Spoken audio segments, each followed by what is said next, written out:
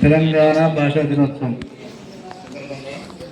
ఈ కార్యక్రమ అధ్యక్షత వహిస్తున్నటువంటి సోదరులు కాలేజీ ఫౌండేషన్ చైర్మన్ వల్సార్ గారికి, అలాగే ఈ కార్యక్రమానికి ముఖ్య అతిథులుగా చేసిన చౌటుప్పల్ వ్యవసాయ మార్కెట్ కమిటీ వైస్ చైర్మన్ మరియు చౌటుప్పల్ బ్లాక్ కాంగ్రెస్ అధ్యక్షులు పెద్దలు ఆట్ల ఇంద్రసేన్ రెడ్డి గారికి, అలాగే చౌటుప్పల్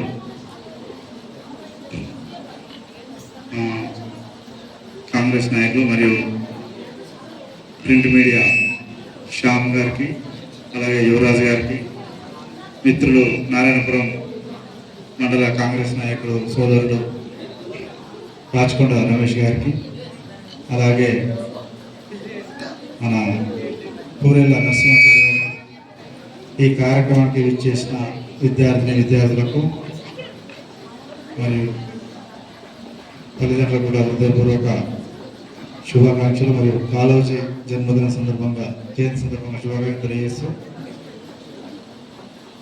ఈ మధుసార్ గారు చేపట్టే కార్యక్రమం నేను దాదాపు ఇది 3వసారి 4వసారి పాల్గొన్నాను. సార్కున్న విజ్ఞానాన్ని, సార్కున్న వ్యవస్థని ఈ సమాజానికి తెలియజెప్పాలంటే ఇంతమంది చిన్న వేదిక అనిపిస్తుంది నాకు. ఎందుకంటే కాళోజీ గారి గురించి చెప్పిన అంశాలు,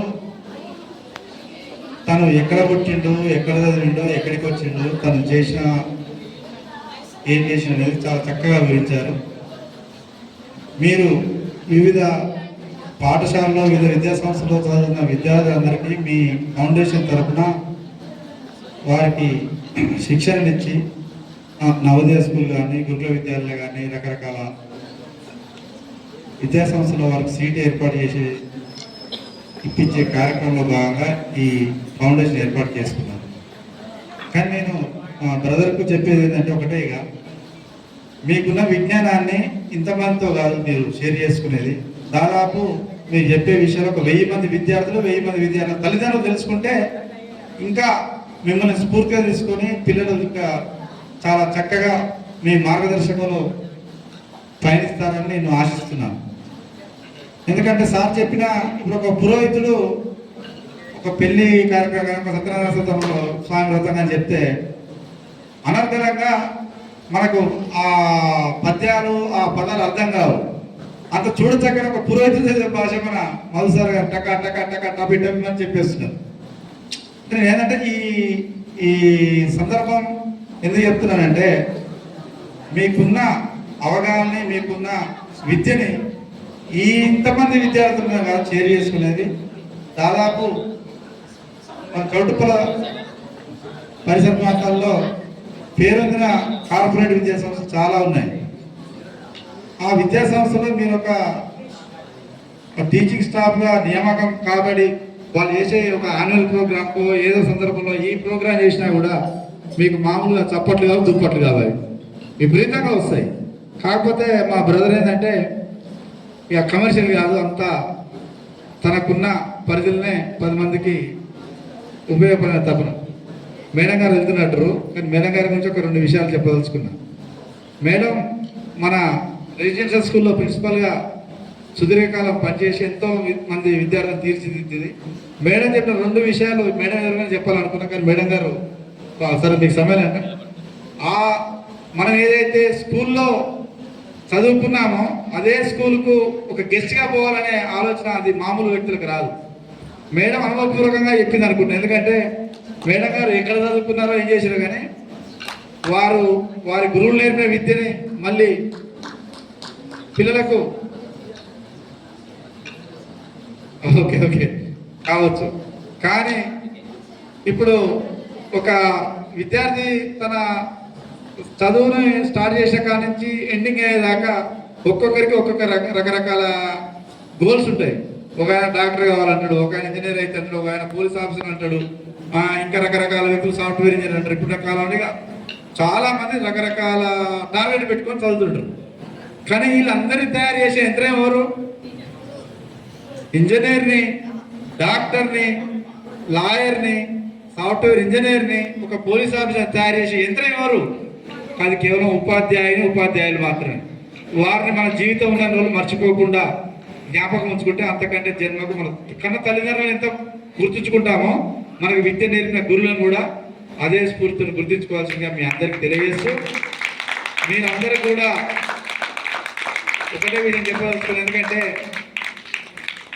ఇందాక కాలేజీ గారి గురించి నాకు గుర్తుకొస్తలేదు. బడి చదువు, పలుకుబడి చదువు, ఏదో 2 ఓట్లు నాకు గుర్తు. బడి పలుకుల భాష, పలుకుబడి భాష. దీనికి అర్థాలు బడి పలుకుల భాష అంటే బడిలో చదువు చెప్పిన పంతులు ఏం చెప్తే అదే మనం బయటకు వచ్చి చెప్పుకుంటాం. పలుకుబడి భాష ఇప్పుడు మన దగ్గర కార్పొరేట్ స్కూళ్ళు, కార్పొరేట్ కాలేజ్ చాలా విపరీతంగా ఉన్నాయి. పలుకుబడి భాష గురించి చెప్తాను.